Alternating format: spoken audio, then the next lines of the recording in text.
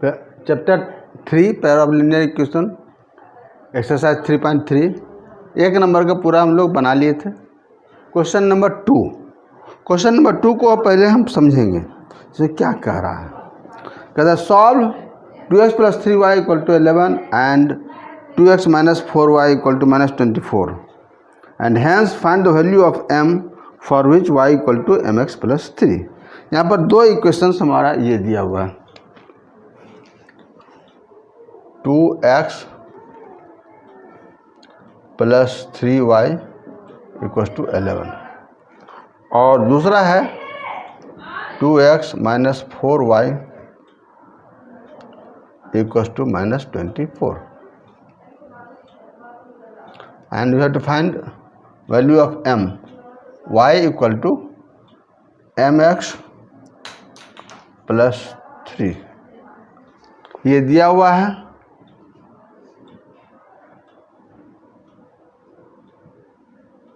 To find m तो हम लोग सबसे पहले दोनों इक्वेशन को सॉल्व करेंगे सब्स्टिट्यूशन मेथड से। ये सब्स्टिट्यूशन मेथड का ही एक्सरसाइज है। यहाँ पर लिखे नहीं है, लिख ही देते हैं, बेहतर होगा।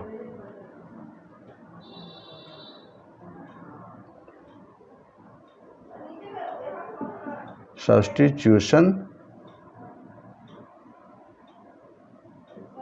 मेथड।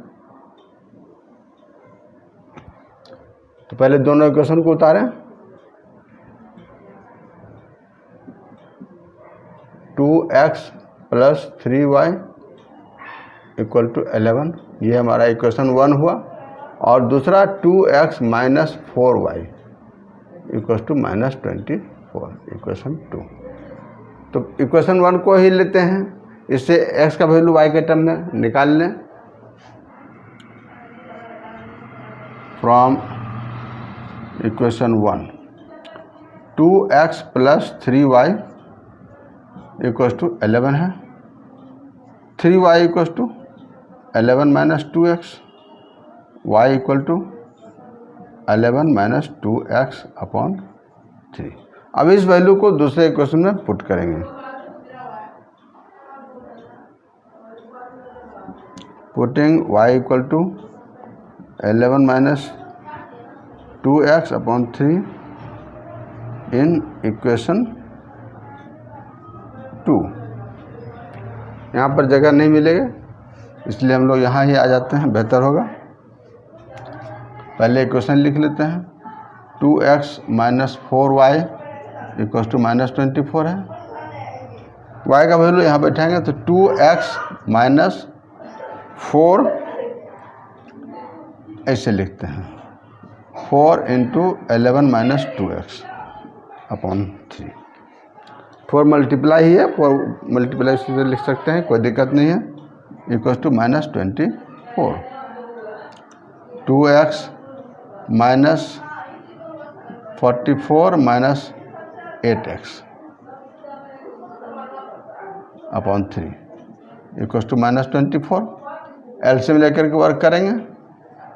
6x - 44 + 8x, ये ब्रैकेट माइनस ये हो जाएगा, ये प्लस हो जाएगा, -24। 3 को तो पहले उधर ले जाए हम लोग और ये 6x + 8x 14x - 44 = -24 × 3 ये हमारा हो जाएगा -72। अब 44 को इधर ले जाते हैं तो इधर बचेगा हमारा 14x - 72 + 44, ये 12 - 4 8 हो गया और 6 - 4 2 हो गया, -28। इस तरह से x = निकल गया -28/14 दैट इज -2। x का वैल्यू -2 आ गया। अब y का वैल्यू निकालेंगे। y = 11 - 2x/3 11 - 2 × -2 x का वैल्यू /3 ये 3 आया, 11 + 4 यानी 15/3, ये हमको 5 आया। इस तरह से x और y का वैल्यू तो हमको आ गया। अब हम लोग निकालेंगे m का वैल्यू, इसमें x और y का वैल्यू पुट करने के बाद।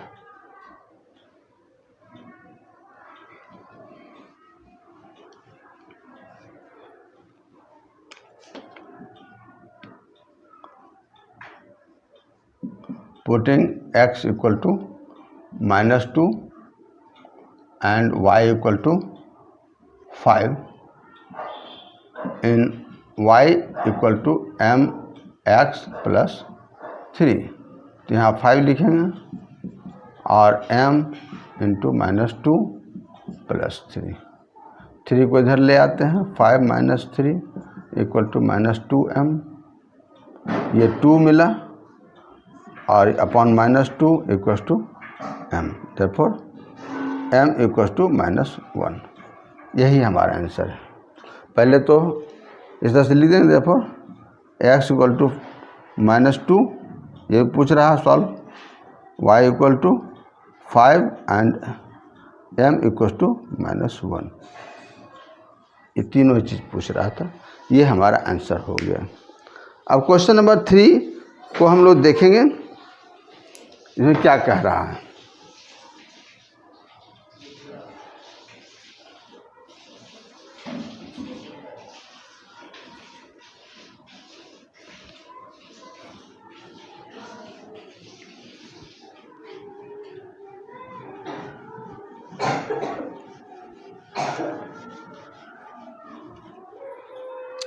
ये वर्ड प्रॉब्लम है, इसके लिए जनरली इसमें भागते हैं, घबराते हैं कि क्या है, नहीं है, कैसे है। हम लोग उतना नहीं सोचेंगे, हम लोग सीधा सीधी स्टेप वाइज एक एक थोड़ा थोड़ा करके क्वेश्चन को पहले पढ़ेंगे और उसके आधार पर हम लोग इक्वेशन से लिखेंगे। पहले देखो नंबर 1, नंबर 3(1), इसमें क्या कह रहा है। इसमें कह रहा है पहले form the pair of linear equations for the following problems and find their solutions by substitution method. Clearly substitution method कह रहा है, हम लोग सब्स्टिट्यूशन मेथड से सॉल्व करेंगे। The difference between 2 numbers is 26 and 1 number is 3 times the other, find them. 2 number का difference है 26 और एक नंबर जो है तो दूसरे का 3 टाइम्स है। तो पहले दोनों नंबर हम लोग मान लेंगे। सबसे पहले let the greater number equal to x and the smaller number equals to y। क्या कह रहा है, difference of 2 number is 26, case 1, यानी x - y = 26, ये इक्वेशन 1 हो गया। फिर केस 2 में कह रहा है 1 number is 3 times the other, यानी ये ग्रेटर नंबर हम x माने हैं, यानी x = 3y, ये इक्वेशन 2 हो गया। अब इसी x का वैल्यू को हम लोग इक्वेशन 1 में पुट करेंगे, हमको y का वैल्यू निकल जाएगा।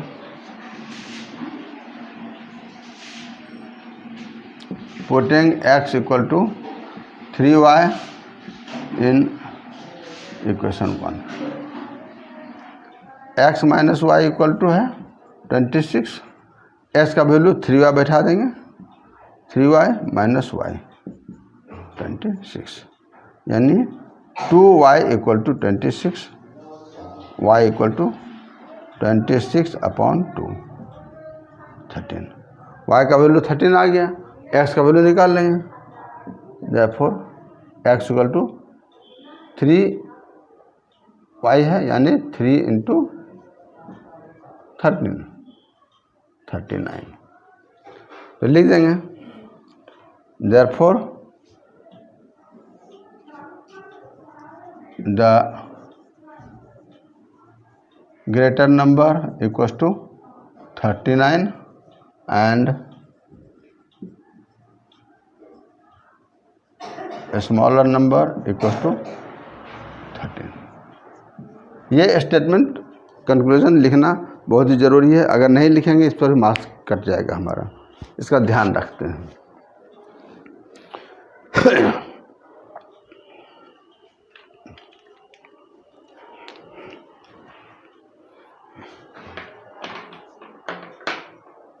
अब क्वेश्चन नंबर 3 का 2,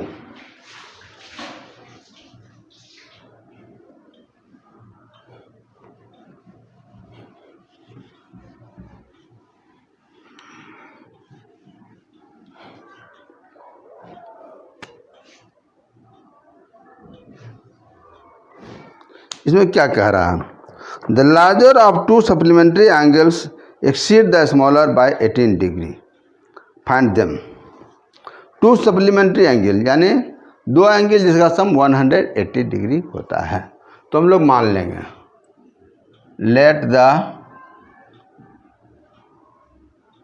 larger angle equals to x and the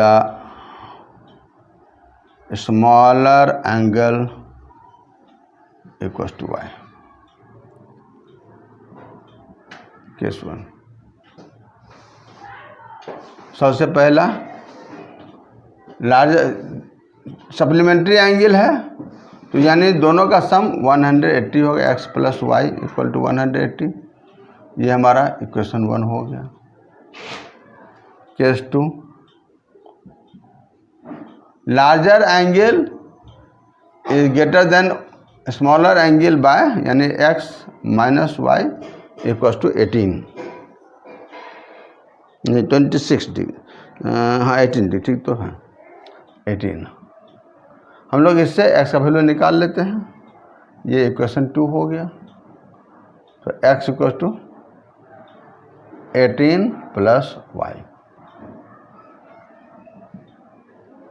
putting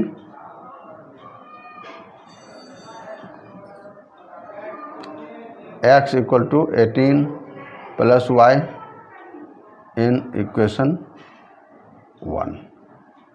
solve करेंगे। x plus y equal to 180 degree है, यानी 18 प्लस वाई और प्लस ये y, x का वैल्यू 18 प्लस वाई 180 डिग्री। इसको सॉल्व करके y का वैल्यू निकालेंगे, फिर x का वैल्यू भी हम लोग निकाल सकते हैं आसानी से। इसी का नंबर 3 को पढ़ेंगे। अब इसको सॉल्व कीजिएगा खुद। Now solve yourself.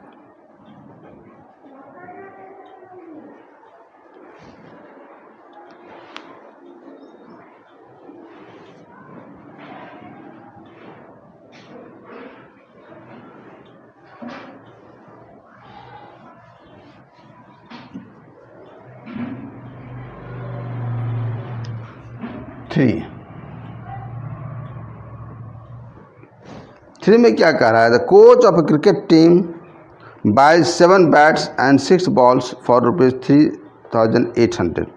सबसे पहले हम लोग बैट और बॉल का कॉस्ट मान लेंगे। सबसे पहले let cost of each bat equals to x and cost of each ball equals to y according to question case 1। कितना? 7 बैट्स एंड 6 बॉल्स। एक बैट का कॉस्ट है x, 7 बैट का कॉस्ट 7x, 6 बॉल का 6y, ये है 3800। ये हमारा इक्वेशन 1 हो गया। केस 2 फिर कह रहा है इसमें later she buys 3 bats and 5 balls, यानी 3x plus 5y equal to 1750। बस यही दो इक्वेशन बना, इसको सॉल्व करेंगे हम लोग फ्रॉम इक्वेशन 1। आगे थोड़ा सा करते हैं, बस आगे आप लोगों को खुद करना है। इक्वेशन 1 2 किसी को लेके काम कर सकते हैं। पहले 7x + 6y = 3800, 6y = 3800 - 7x, y =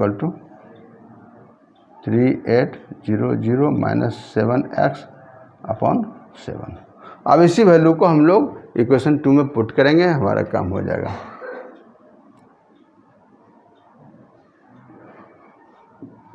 putting y =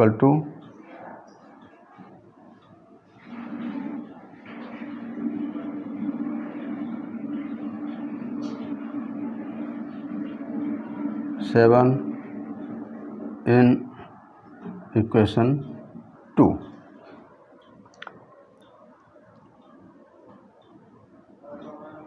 Now solve yourself।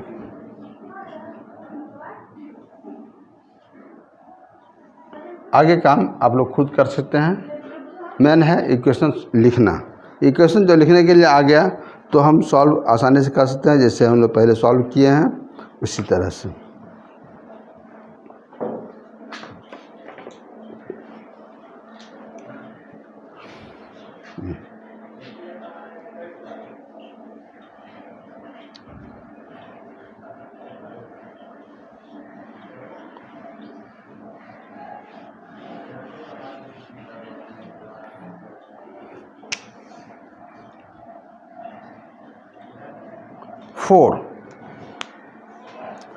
कहता है the taxi charges in a city consist of fixed charge together with the charge for the distance covered.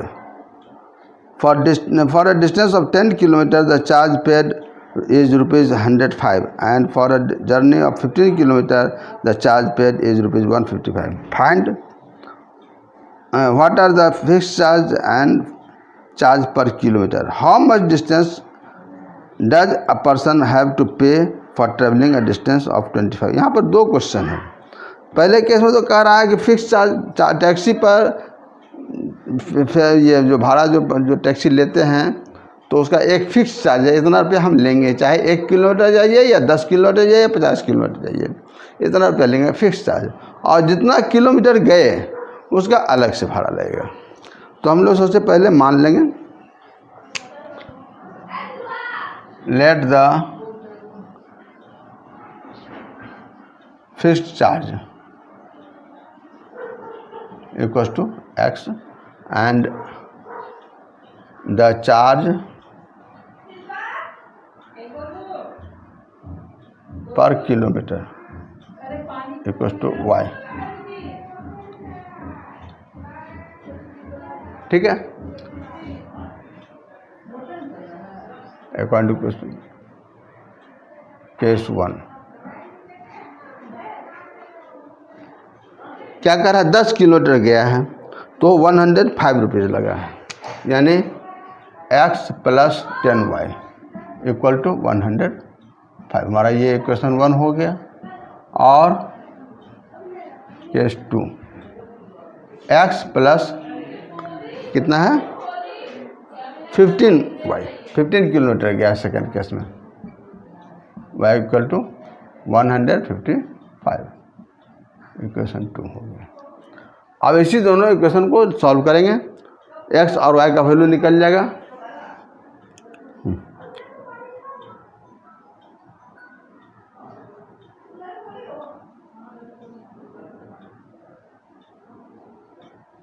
yourself and find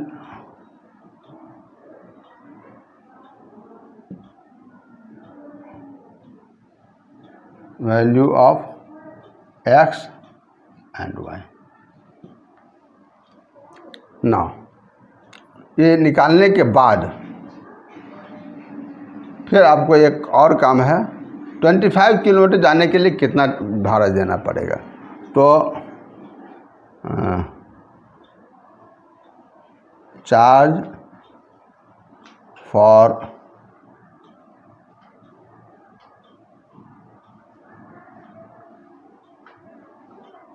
travelling 25 kilometre, ये हो जाएगा x plus 25y।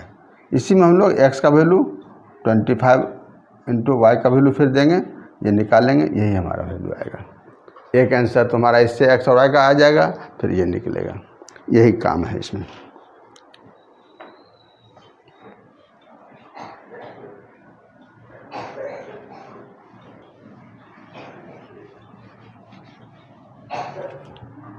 Number 5, 3 का 5, इसमें कह रहा है अ फ्रैक्शन बिकम्स 9/11। ऐसा क्वेश्चन में सबसे पहले न्यूमरेटर और डिनोमिनेटर हम लोग मान लेंगे अलग अलग। Let the numerator equals to x and the denominator equals to y।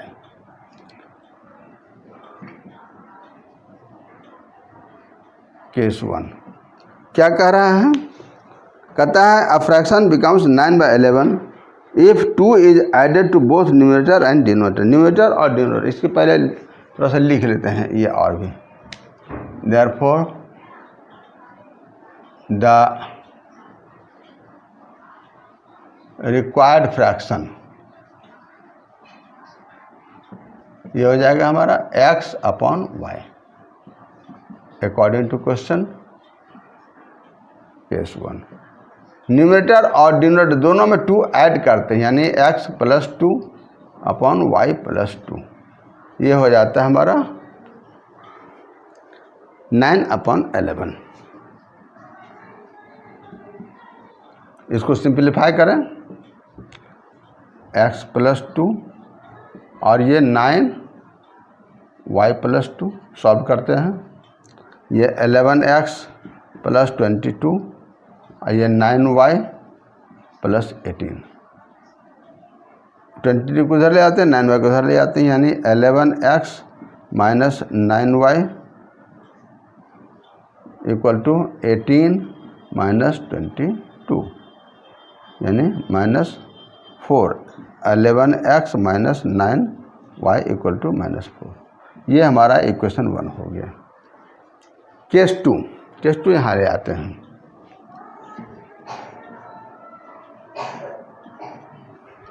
फिर क्या कह रहा है? If 3 is added both numerator and denominator it becomes 5/6। ठीक इसी तरह से है, ये x प्लस 3 और y प्लस 3, ये हमारा हो रहा है 5/6। क्रॉस करें, x प्लस 3 और ये 5y प्लस 3। इसको सॉल्व करके एक इक्वेशन हमारा बनेगा, और तब फिर दोनों इक्वेशन को सॉल्व करेंगे तो x और y का वैल्यू निकालेंगे।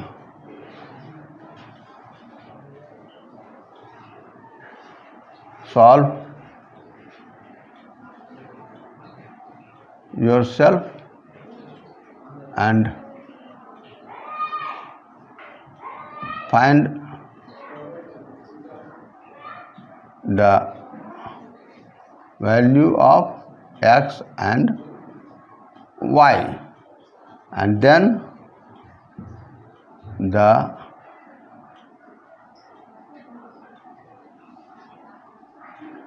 required fraction। इतना काम आपको खुद करना है, करेंगे हो जाएगा। बाद में किसी को कुछ दिक्कत होगी तो कमेंट बॉक्स में डाल करके फिर पूछ सकते हैं, जवाब दे देंगे।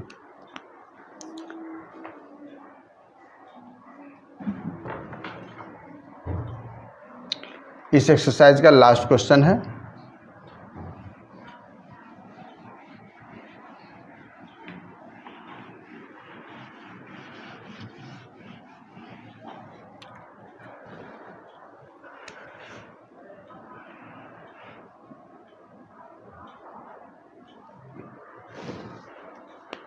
कह रहा है 5 years hence the ages of Jacob and Jacob will be 3 times that of his sun.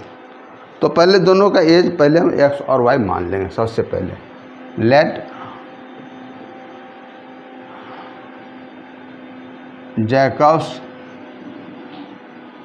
Present age equal to x and his son's present age equal to y. 5 years hence की बात कर रहा है तो हम लिखेंगे 5 years हैंस। हैंस मतलब after, simply समझेंगे। हैंस जैकब्स एज 5 साल के बाद, अभी एक्स है तो 5 साल बाद एक्स प्लस 5 हो जाएगा। And 5 years hence his son's age, ये हो जाएगा y प्लस 5। फिर आगे कुछ कहता है वो पहले देख लेते हैं, तब फिर रिलेशनशिप को देखेंगे।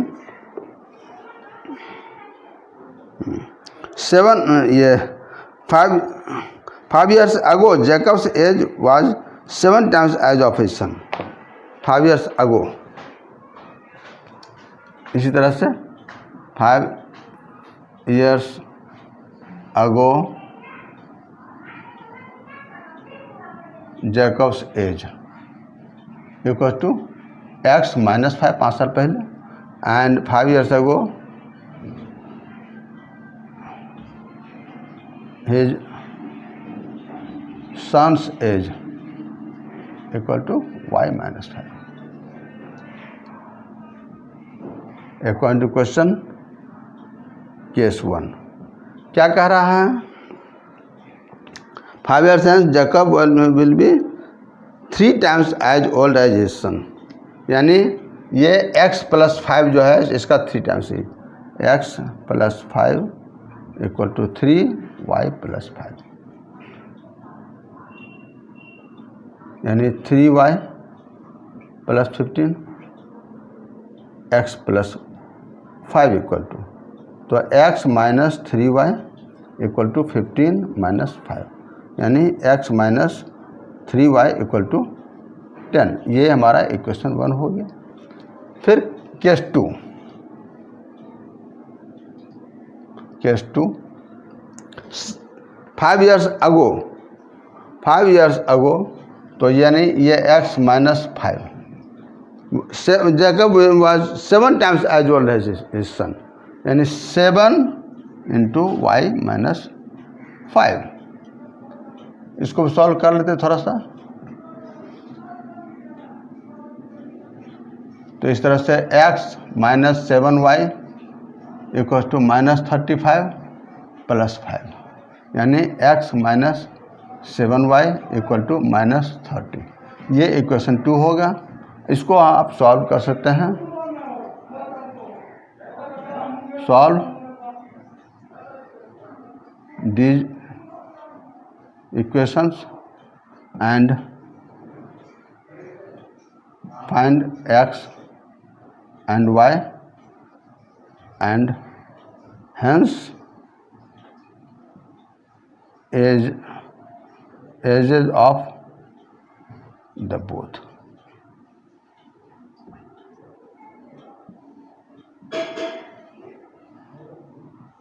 सॉल्व कीजिएगा, हो जाएगा।